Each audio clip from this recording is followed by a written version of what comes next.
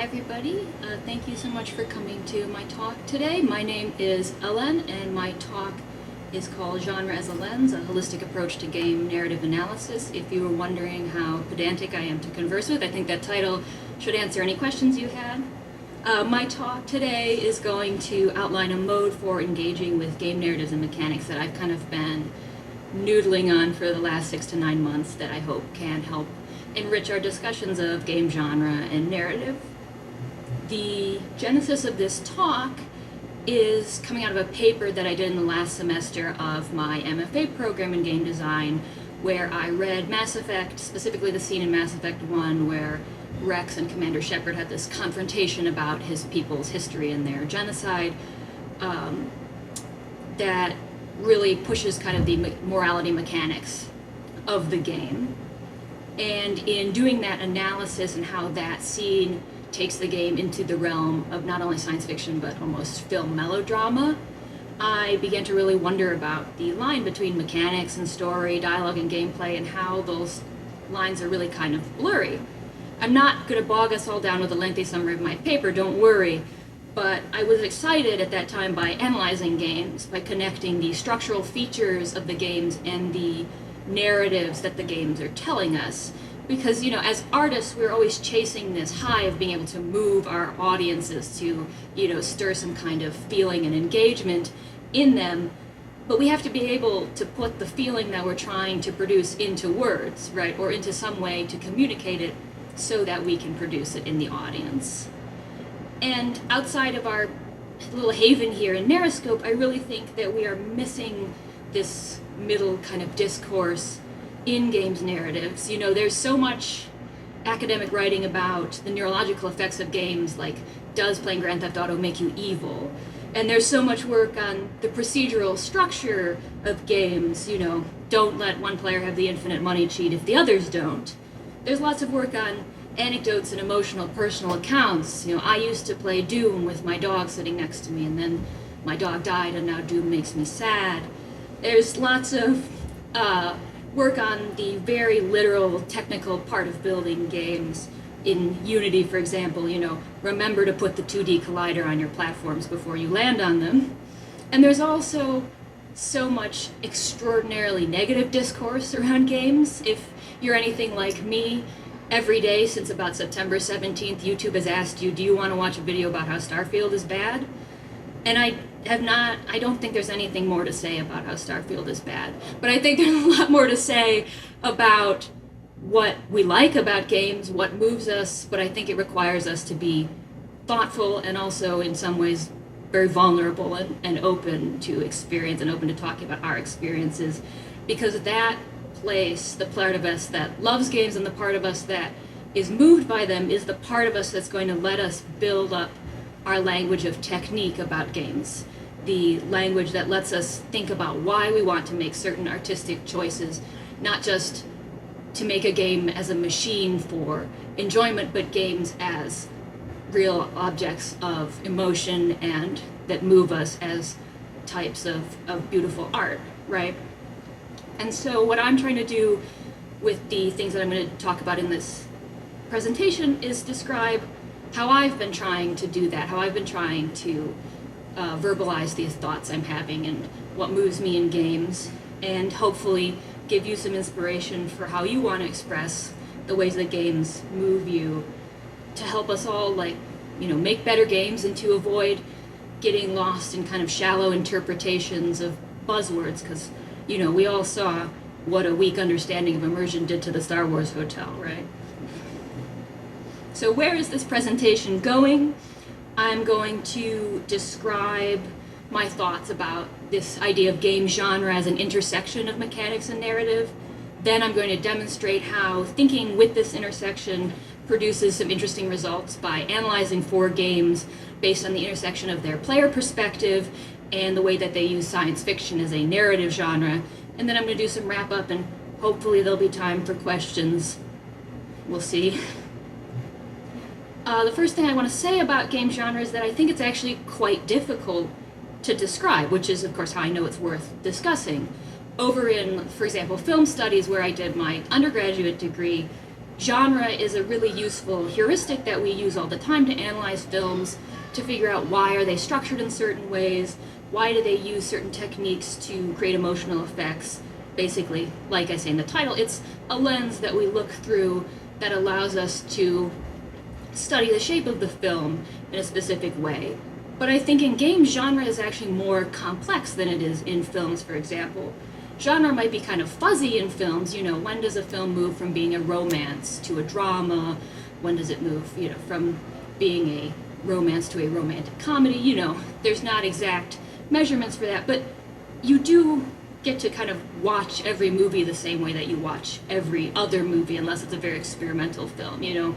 E.T., Alien, and Solaris are 3 movies with very different takes on what would it be like to meet an alien, but you can watch them all in the same literal fashion.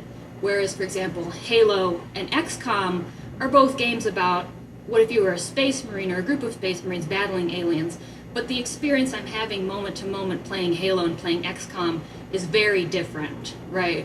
The way that I'm interacting with them as objects of art. And I think that is partially because game genre is actually bifurcated. And we can see that if we look at Steam. These 2 pictures here on the bottom left are screenshots I took from Steam.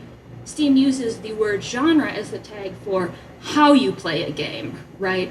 And I'm going to call these structural genres. They are the shape of the game as the story container. These are things like real-time strategy, platformer, first-person game, interactive fiction, and they tell you about how we have the possible actions in a game that we could take, the expectations for how we're going to interface with the game, maybe how we're going to navigate the world. And the word that Steam uses for the story of the game, the narrative content, is theme. That kind of tells us what is the game about on a content level. A lot of these words come from other media. You can see here in the box on the right that other than, I would say, open world, all these other things that Steam classifies under theme are words that come from other media genres, anime, horror, mystery, sci-fi, that kind of thing. And these words tell us what are the possible stories we're going to experience in these games. What kind of characters should we expect to meet? Who are we going to be in the game? And in every single game, these 2 types of genre, the structural genre that tells us about the mechanics and the shape of the game, and the narrative genre that tells us about the content of the game's story, encounter each other. And it's actually in that encounter that we have our experience as the game, right? As basically, to put this into a metaphor expressed by my beautiful infographic there on the right, the narrative of the game is the delicious drink inside the cup, and the mechanics of the game are the cup and the fancy fruit and the crazy straw and the little umbrella that make the narrative fun to enjoy, right?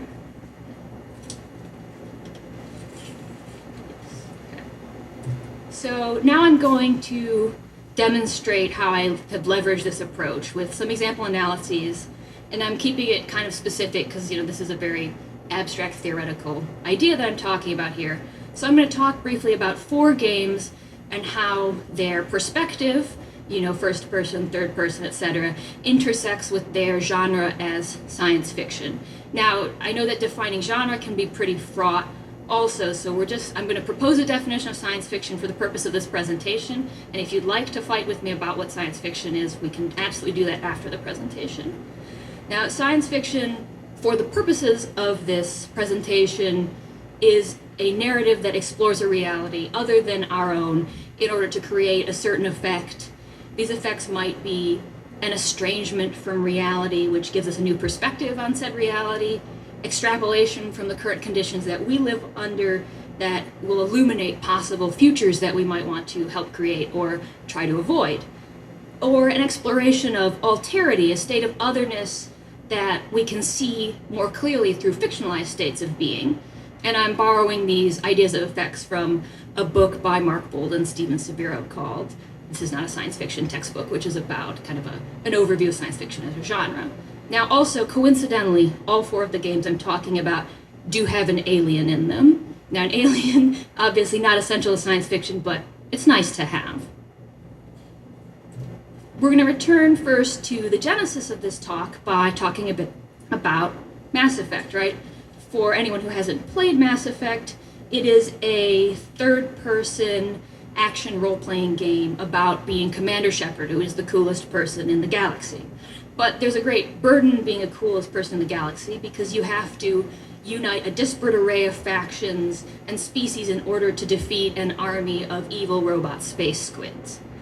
And the gameplay of Mass Effect moves between cover-based gun battles that are then contrasted with lengthy dialogue and cutscenes, both of which you see from a third-person perspective. And throughout the game, we are connected to Commander Shepard, who is our avatar in the game, but we always watch from without because we're in third person. We don't really share a body with Commander Shepard. And I think that's important. We're going to get into that in a second. Now, Mass Effect's world and its narrative are in this very grand, classic space opera style.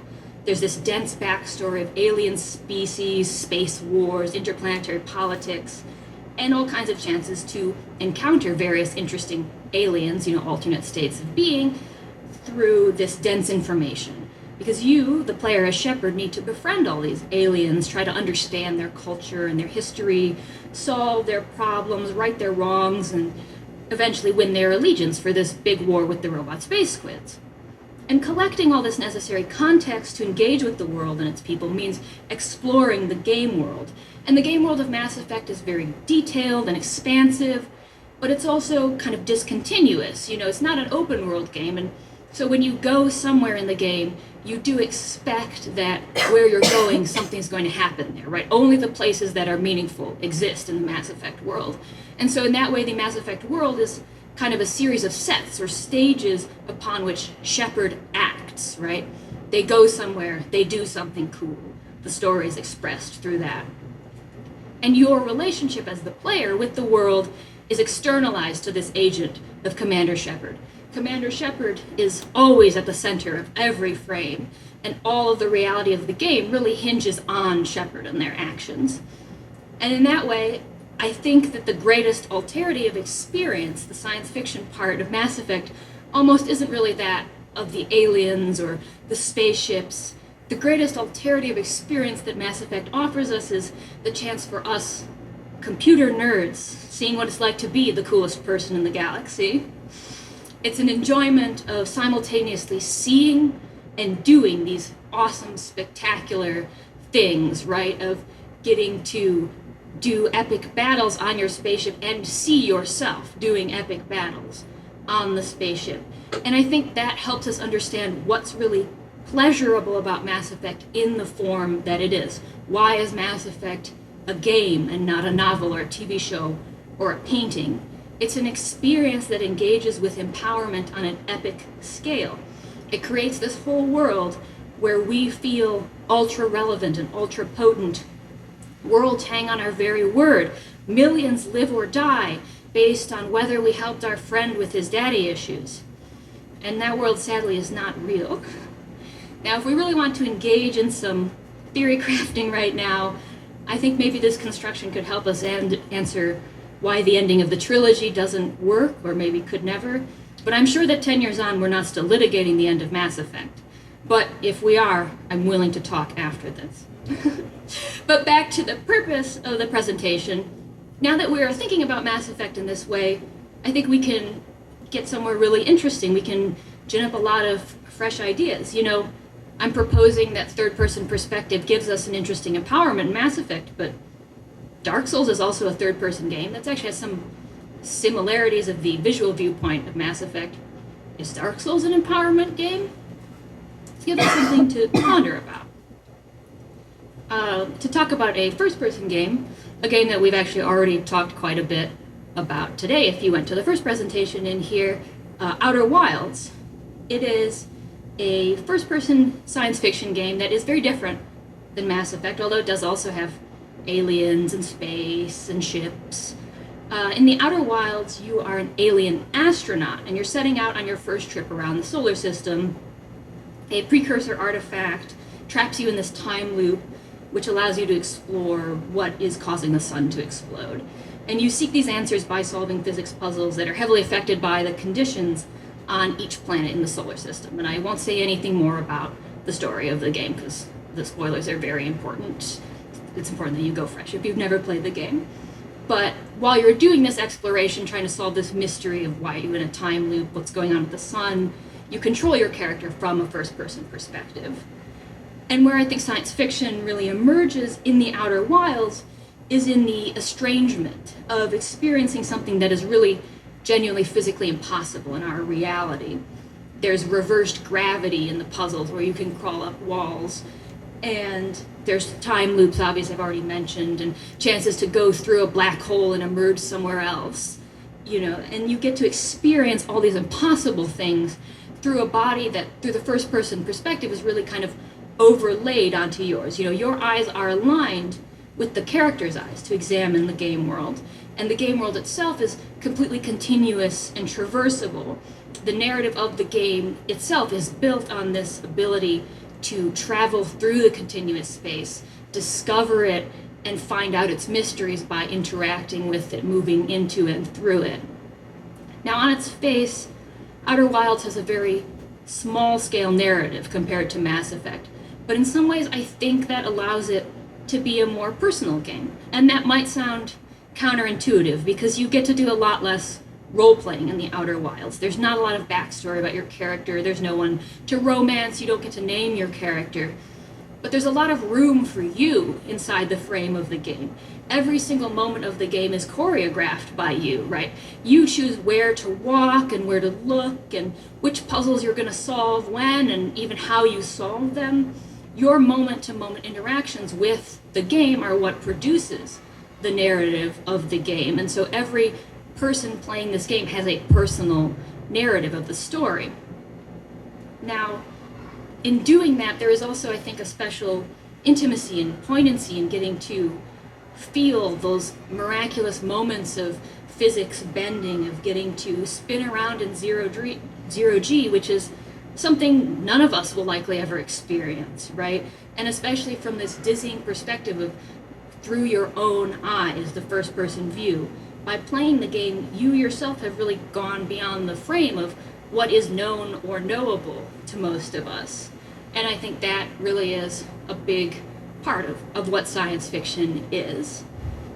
So that's kind of my idea of one way you could look at this intersection of genre and narrative in a first-person frame. And again, I think that by doing this analysis, I'm also opening myself up to more questions that are interesting. Like, if I think that first person creates this kind of intimacy with you and the player character, is that why people are still putting 1,000 hours into Skyrim? Is there this magical intimacy also in going through a fantasy world that way that I feel as well in the Outer Wilds, the science fiction world? So that's something that I also want to keep exploring, and that's what I kind of like about this analytical project, this analytical frame, is that it lets me continue to ask more questions, to build more structures and theories as I go, right? Now, to get a little bit more, kind of experimental in my thinking as I'm developing, let's talk about games that have kind of a no-person perspective. I know a lot of people might call these like god games or something like that, but that doesn't really sit right with me necessarily, because like a god is still a kind of guy to be. And I think in a lot of these games, you're truly not a guy at all, especially in simulation games. The one I'm going to talk about here is RimWorld, which is a kind of emergent narrative science fiction simulation game. And in the game, you have a set of little pawns with various attributes that you command to do all these little tasks so they labor towards their survival on an alien planet. And they encounter many challenges on the way there, which are all viewed by you, the player, from this top-down 2D perspective. And you can see from my picture here that even at 10 feet tall, which was not the size I was expecting to project these slides, my pawns are really so small they don't even have faces, They don't have expressions, they're just little shapes that I'm moving across the board. I'm really viewing things from a significant distance that's so far away, I'm not even really personally attached to my pawns. I'm very distant from the consequence of failing to take care of them, and their suffering isn't necessarily dramatic or urgent, except as it in fact affects my grand plans as the interactor, And And in this case, the science fiction element of RimWorld lets you have this petri dish for kind of perverse experimentation. It both extrapolates from the kind of coldness of our current productive conditions, a view of people as really cogs in a machine for producing some kind of end, or since it's kind of also a colony building game, for producing product on a literal sense. And it's also an estrangement from the conditions of caring that lets you experience what it's like to be removed from a connection with others while still having a kind of control or social relationship with them. In some ways, the role that you play in RimWorld is that of community manager in the worst imaginable sense of the phrase. Now, the nice thing about RimWorld is that it is a game. You can and should do as many depraved things in the game as you want, because it is not real. But the mindset that is constructed by the distance that RimWorld affords you is real. And knowing that you contain the capacity for total disengagement with suffering is a good thing to know when you're trying not to be that person in real life, right? And that's why I think RimWorld is especially effective in the science fiction genre. I don't think you could accomplish this same disturbing distance with a game, for example, like The Sims, where you get very close to the characters, they're very expressive, and they live in a way that's really familiar to us. They live a lot like us, except maybe, 2 steps goofier. And I think that's also why their clones of RimWorld that take place in kind of a medieval setting aren't as effective either.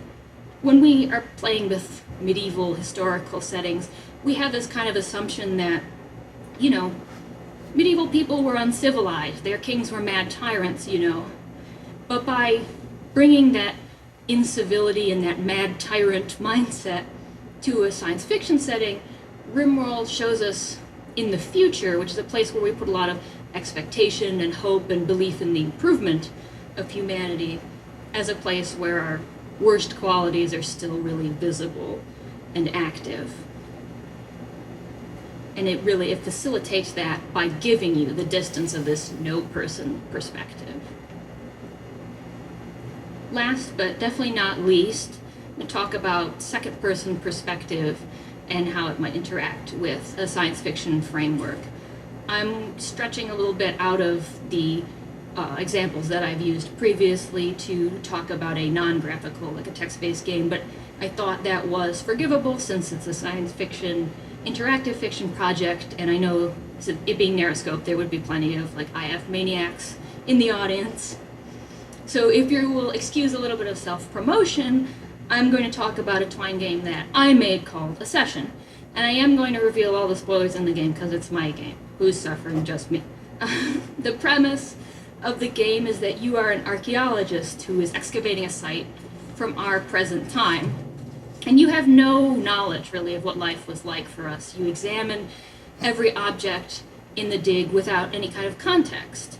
And that's where it becomes really important that this game is a Twine game, because not having to show you the object, having only to describe it in the most oblique fashion possible, lets me make the game challenging, really helps me to be able to defamiliarize the objects and make them mysterious to you. And now your task as the archaeologist is to catalog each item so they can be displayed in the museum. So your suppositions about what each defamiliarized object is going to provide the interpretive text for the museum. So if you get it wrong, you're ruining the history books to come after. Otherwise, and this is something that really annoyed my professor because this was a school project, you have no knowledge of the world of the game at all. You don't know why you're doing this project. You don't know really what the conditions are under which you pursue this task. And that's because the twist of the game, which you don't find out until you are playing through it, is that you and your fellow scholars are aliens. And this twist is possible to set up because of how Twine works, because the direct address form of second-person writing lets me create, similar to the Outer Wilds, a kind of space for you inside the game, where a lack of detail lets you put yourself in there. But unlike Outer Wilds, which is a graphical game, you can look down and see your body and you're like, I'm an alien. Here, there's nothing for you to look at or no other references for who you are. And so that allows me to do a kind of sleight of hand movement here, as if there's this kind of space in the game where you as a balloon are expanding to fill it up with yourself, and then I come along suddenly and pop your identity as just you inside the game. And I know that's a kind of a violent simile, I promise.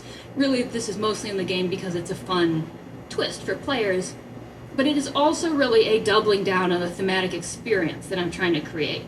The purpose of making this game is about examining everyday objects as if you couldn't possibly recognize them, is to create a science fiction-like estrangement effect, so that you can look upon objects with new eyes and they become almost kind of re-enchanted. Because really, every human-made object is kind of crazy when you think about it, right? Like, first of all, that anything exists instead of nothing is statistically improbable, right? And then every single thing that a human being made, like, it had to be designed, the materials to make it had to be sourced, the materials had to be assembled, it had to move from where it was created to where you are so you can look at it, you know? There's so much in there that is invisible to us most of the time, and I wanted to, like, kind of bring that out and make you wonder about that.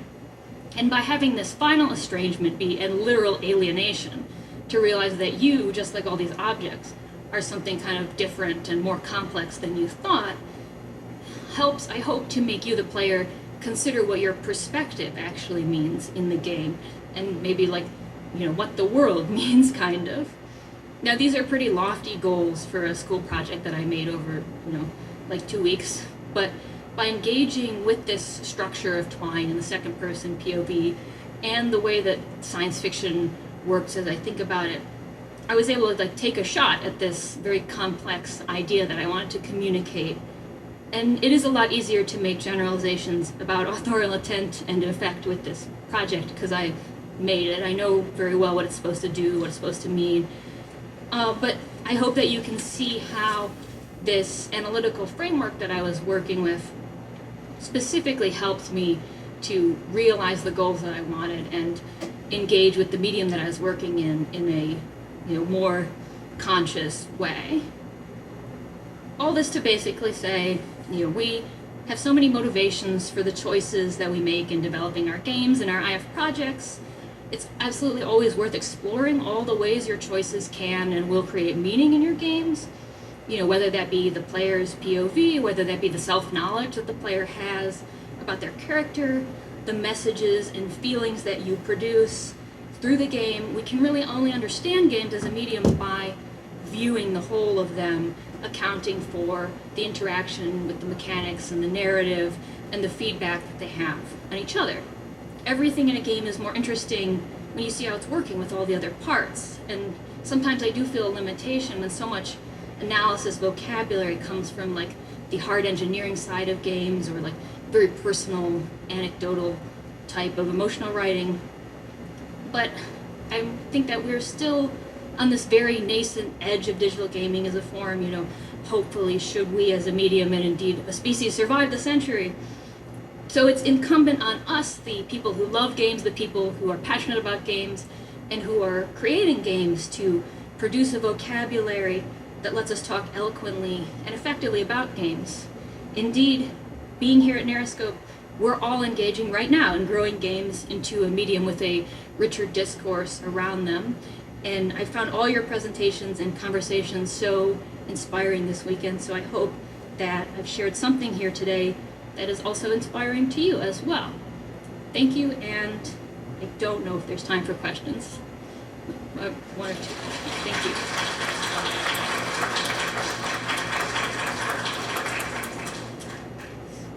Okay. I have time for one or two questions. Sure, right there in the front.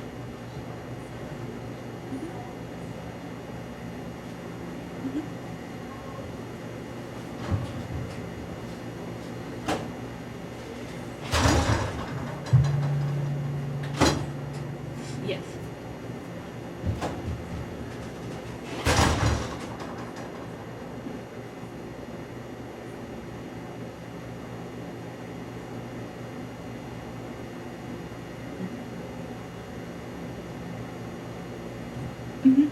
Yeah, that's super interesting, and it's a great point about RimWorld. If you didn't hear the question, it was about how the difficulty settings of RimWorld sort of that are each characterized themselves as a sort of opponent to you, how that interacts with how I'm thinking about the perspective issue in the game, and it definitely informed my thinking of why the game isn't a god game per se, right? A god game kind of implies right there in the term that you have some kind of like omnipotence or omniscience, like you know everything and you can control everything, like a god. But really, like you're saying, because the game is structured as you against a kind of interactor on the other side, even though it's an AI interactor, to me it's really more like a interactions happening between someone maybe at a tabletop role-playing game session. Like you are a player who is controlling this settlement, and there's a dungeon master out there who's selecting encounters for you. Are we out of time? Okay, all right. Well, thank you so much, everyone. I'm happy to talk after. I really appreciate you coming out to see it.